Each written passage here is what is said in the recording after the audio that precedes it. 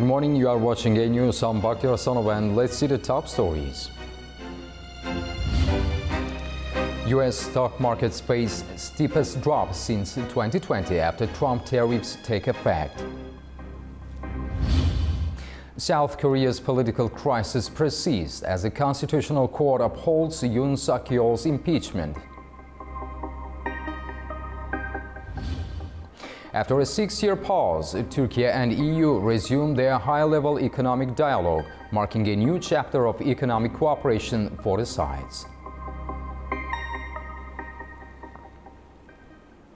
Global markets are in turmoil after U.S. President Donald Trump announced sweeping new tariffs. The decision has triggered a sharp sell-off in stocks worldwide, with major indexes suffering their worst losses since COVID-19 in 2020. As global leaders respond with threats of retaliation, analysts warn of rising inflation and the risk of an all-out trade war. The US dollar and stocks have tumbled, with investors rushing to safe haven assets after President Donald Trump's new tariffs have sent shockwaves through global financial markets. The measures were far more severe than investors anticipated. They include a 10% baseline tariff on all US imports, with some countries facing duties as high as 54%. The markets had already been volatile amid trade concerns. In mid-March, the S&P 500 entered a correction, dropping 10% from a recent high. After Thursday's sharp decline, the index is now down 11% from its February peak. The S&P 500 suffered its worst single-day loss in nearly 5 years, tumbling 4.8% and erasing $2 trillion in value. The Dow Jones fell 4%, while the Nasdaq plunged 6%. Analysts caution that unless countermeasures such as tax cuts are introduced, the tariffs could heighten the risk of a U.S. recession. The announcements last night just added more uncertainty and are dragging it out. The risk of that is that we are seeing businesses and consumers really on pause. This economy was in good shape without this uncertainty. So we know we have a stable base, but as businesses and consumers pause, we could get a self-fulfilling slowdown. We even could eventually get a recession if businesses in particular feel they can't make investment decisions. President Trump defended his decision, saying the tariffs would revitalize American manufacturing and generate massive revenues. I think it's going very well. It was an operation like when a patient gets operated on, and it's a big thing. I said this would exactly be the way it is. We have $6 or $7 trillion coming into our country, and we've never seen anything like it. The markets are going to boom, the stock is going to boom, the country is going to boom, and the rest of the world wants to see, is there any way they can make a deal? They've taken advantage of us for many, many years. For many years, we've been at the wrong side of the ball, and I'll tell you what, I think it's going to be unbelievable. But global leaders strongly disagree. French President Emmanuel Macron has called on European companies to reconsider their investment strategies in the US. Meanwhile, China and the European Union have also vowed retaliation. In response, Canada's Prime Minister Mark Carney has announced a 25% tariff on US vehicle imports. This has already been felt across industries. Auto giant Stellantis has announced it will halt production at plants in Mexico and Canada, leading to temporary layoffs for 900 US workers. With the 5th of April deadline for the tariffs approaching, President Trump has hinted at possible negotiations. Speaking aboard Air Force One, he suggested that the US might reconsider tariffs in exchange for favorable trade deals. It depends. If somebody said that we're going to give you something that's so phenomenal, as long as they're giving us something that's good. For instance, with TikTok as an example, we have a situation with TikTok where China will probably say, we'll approve a deal, but will you do something on the tariff? The tariffs give us great power to negotiate. Always have. I've used them very well in the first administration, as you saw, but now we're taking it to a whole new level because it's a worldwide situation. The World Trade Organization warns that the new tax hikes could shrink global trade by 1% this year. Experts say it could also lead to a slowdown in US consumer spending, which is one of the key drivers of global economic growth. South Korea's Constitutional Court has removed President Yoon Suk-yeol from office following his controversial martial law declaration 4 months ago. The court's unanimous ruling comes after more than 3 months of political turmoil and impeachment proceedings. There were celebrations outside South Korea's Constitutional Court after a unanimous ruling to remove President Yoon Suk-yeol from office on Friday.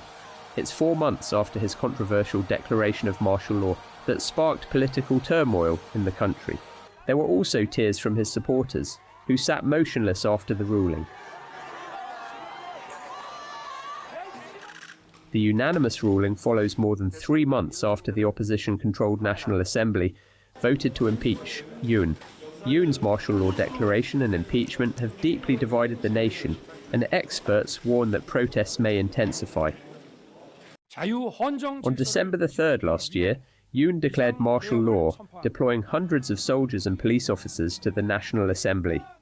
He argued he was maintaining order, but some military and police officials have testified that they were ordered to prevent lawmakers from voting on his decree. Despite the attempt, they managed to hold a vote, unanimously rejecting Yoon's decree.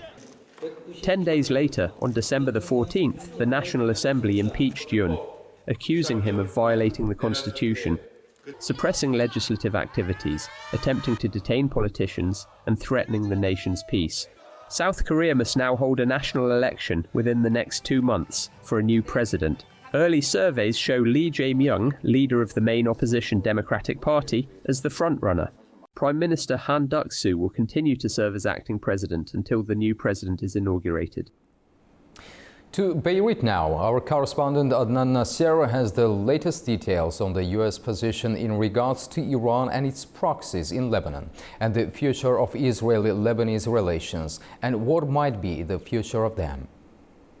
So the United States is taking a much stronger anti-Iranian position regarding Tehran's influence in the region. It wants to curtail groups that have been historically backed by Iran, including Hezbollah in Lebanon, which of course was the party that was engaged in military activities with Israel from October 8th after Hamas's attack on Israel the day before. And since the ceasefire agreement was signed on November 27th of last year by the Biden administration, which he brokered that agreement between the Israelis, Lebanon, and of course Hezbollah, we've seen violations take place, most of which had been the violations had taken place on the southern border region between Israel and Lebanon, which is also called the Blue Line. This is where the United Nations peacekeeping forces has a large presence in the thousands. But recent weeks we've seen Israel take a much bolder military planning, some of which included attacking southern Beirut. Now, the Israelis say that they did this in self-defense because Hezbollah is backing independent organizations and firing rockets into northern Israel. Israel also claims that Hezbollah is doing it directly. Of course, Hezbollah denies these allegations, saying that they want to respect the ceasefire, but they also said their patience is running out. They're limited on patience. These are comments made by the Secretary General of Hezbollah, Naim Qassem. And now we have this recent statement from the U.S. Senate Foreign Committee members, which both Republican and Democrat, have said that they want to condition further aid to the Lebanese armed forces by telling the Lebanese army that they must play its role in mitigating Hezbollah's influence in southern Lebanon, which also includes pushing Hezbollah back 20 miles from the Litani River. This is referring to Hezbollah's military wing. So we're not sure where all of this is going to go, but more than likely the international community will play its role in implementing the ceasefire or maintaining the implementation of the ceasefire. and respecting its conditions for the foreseeable future. Turkey and the European Union are taking concrete steps to revitalize and strengthen their economic partnership. After a 6-year pause, high-level economic dialogue has resumed, signaling a potential new chapter in relations between Ankara and Brussels.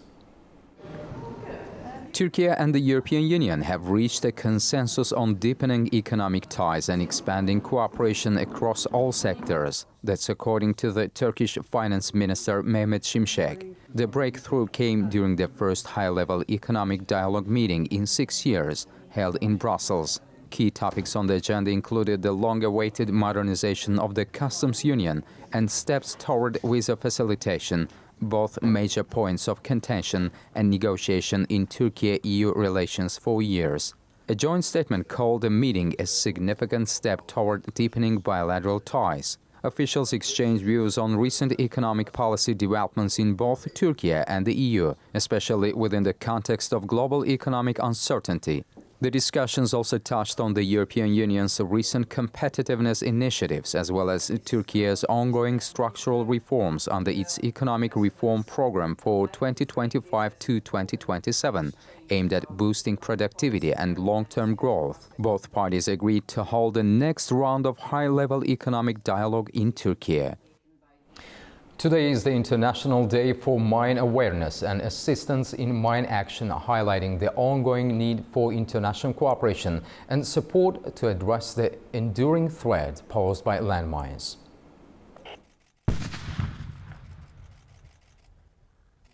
Landmines are silent traps hidden in the ground, widely used during conflicts due to their low cost, ease of deployment, and long-lasting impact.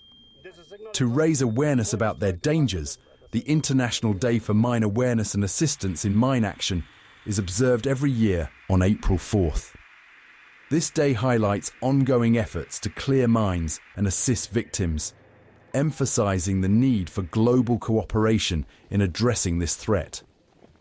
The threat posed by landmines is severe and ongoing, with over 100 million people worldwide at risk. The United Nations Mine Action Service, UNMAS, has spent over 20 years addressing the needs of communities affected by explosive hazards, focusing on the safety of civilians, peacekeepers, and humanitarians. Its work includes mine clearance, risk education, and support for affected populations. Every year, thousands of people around the world fall victim to landmines. According to the United Nations, one person is either killed or injured by these devices every hour, with children being particularly at risk. This highlights the persistent danger landmines pose to civilians, even long after conflicts have ended.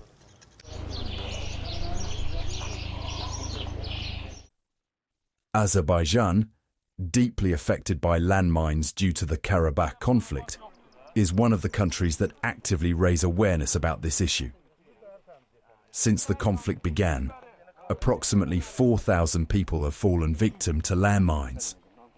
Even after the conflict ended in 2020, over 380 people have lost their lives due to landmines, underlining the ongoing risk. The country is still in the process of clearing landmines from its territory, and experts suggest it could take decades to complete this task. In addition to the human toll, landmines also have significant environmental consequences.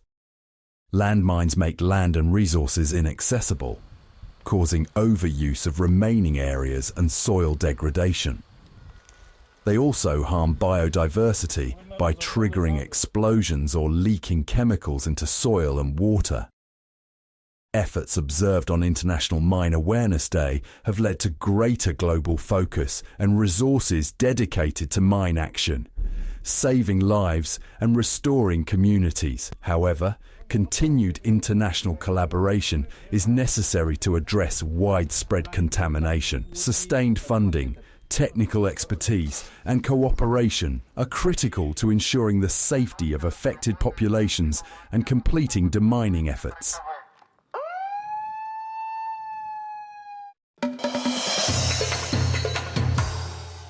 The Baku Initiative Group has offered to mediate negotiations between the French government and the Kanak people, emphasizing its commitment to dialogue and peaceful conflict resolution.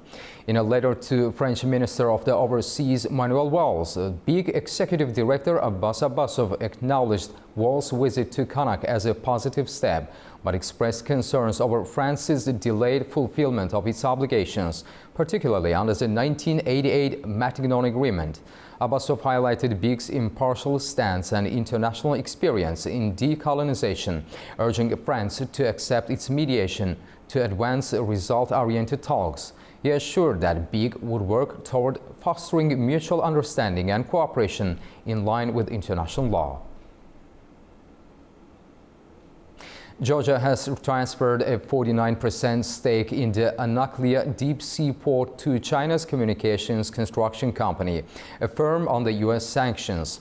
Bipartisan U.S. lawmakers have criticized the deal, warning it could boost China's influence in the Black Sea and threaten regional security. Our correspondent Nina Nikolashvili has more. Bipartisan members of the U.S. Helsinki Commission have raised concerns over Georgia's decision to transfer 49% stake in the strategic Anaklia deep sea port to China Communication Construction Company, a state-owned firm under the U.S. sanctions. In a joint statement, the lawmakers have criticized the Georgian Dream government for engaging with a company they say has a track record for using infrastructure projects to expand China's geopolitical influence. They warned that China's growing role in Black Sea region, particularly alongside with Russia, could undermine security and restrict free trade. Chinese Communist Party is #1 financier of Russia's military aid. The U.S. Ambassador Robin Dunnigan previously stated, questioning why would Georgia want to deepen economic ties with an ally of its occupier. While the U.S. acknowledges Georgia's sovereign right to choose the investor, the lawmakers urge a reassessment, fearing for the need of fair and transparent investment deals. Meanwhile, Beijing have rejected this criticism, calling the U.S. concerns absurd. With strategic infrastructure at stake, the Anaklia deal is another test of Georgia's balancing act between East and West. This is Nina Nikolashvili reporting from Tbilisi, News. Kyrgyzstan continues to strengthen ties with Europe. During a visit to Uzbekistan, President Sadir Japarov held talks with the President of the European Council, Antonio Costa. They discussed expanding trade and investment cooperation, as well as exploring opportunities for joint infrastructure projects. The two sides exchanged views on potential joint projects, particularly in the areas of hydropower development and transport infrastructure. Japarov says Kyrgyzstan is eager to boost bilateral trade volumes and aims to increase exports of environmentally friendly products and rare earth metals to EU countries. President Costa reaffirmed the EU's commitment to supporting Kyrgyzstan in its efforts to adapt to global challenges. In our previous context, we discussed the role of Trump tariffs for different countries and the possibilities for Europe to overcome this obstacle. Richard Spooner, member of the advisory board at the Caspian Policy Center, says the EU is exploring ties with countries in Central Asia and with Turkey. I've been reading what people are speculating about these tariffs could lead to. Seems like there could be a certain degree of chaos. I'm not really sure. We'll have to see how it all plays out. But I believe that, for instance, Europe could see greater importance for developing trade with Central Asia, with the South Caucasus, perhaps with Turkey. Perhaps a hub could be developing where the European Union, which has had a complicated relationship, political relationship with Turkey, could see Turkey as a very good facilitator for expanding its economic activity in Central Asia, given the ties that Turkey has with Central Asia, the common Turkic heritage, and simply the strength of the Turkish economy. Iran and Afghanistan are planning to open new consulates in each other's countries to strengthen diplomatic ties and boost bilateral trade. Meanwhile, the Taliban are seeking improved relations with the Trump administration. The spokesperson for Afghanistan's Ministry of Foreign Affairs told A News that they hope to open a new chapter in U.S.-Taliban relations. Tamim Bahis has more from Kabul. The governor of South Khorasan province in Iran has announced ongoing efforts to establish an Iranian consulate in Farah province of Afghanistan, along with an Afghan consulate in Birjan, Iran. This initiative aims to strengthen trade and economic relations between the two neighboring nations. The governor emphasized that these consulates would not only enhance bilateral ties, but also foster cooperation in various sectors. The proposed consulates are expected to simplify administrative processes, facilitate cross-border movements, and boost regional commerce. Meanwhile, CNN reports that the Taliban has ramped up its efforts to win favor with the Trump administration, seemingly seeing an opportunity to re-establish official ties and a presence in the United States. The Taliban has proposed opening an office in the U.S. to address issues related to the Afghan community, suggesting it could be located outside of Washington and would not necessarily serve as an embassy. Additionally, the group has floated the idea of the U.S. recognizing its role as Afghanistan's legitimate government. Speaking to A News, Afghanistan's Ministry of Foreign Affairs spokesperson Abdul Kahar Balkhi stated that Afghanistan seeks a positive working relationship with the U.S. based on mutual understanding. He also expressed hope that the Trump administration would open a new chapter in U.S.-Afghanistan relations. The Taliban has secured diplomatic postings worldwide, deploying representatives to staff them. While no country has formally recognized the group as Afghanistan's legitimate government, it has made notable diplomatic inroads. This is Tamim Bahis in Kabul for A News. That's all we have for now. Thank you for joining us and stay tuned for more updates.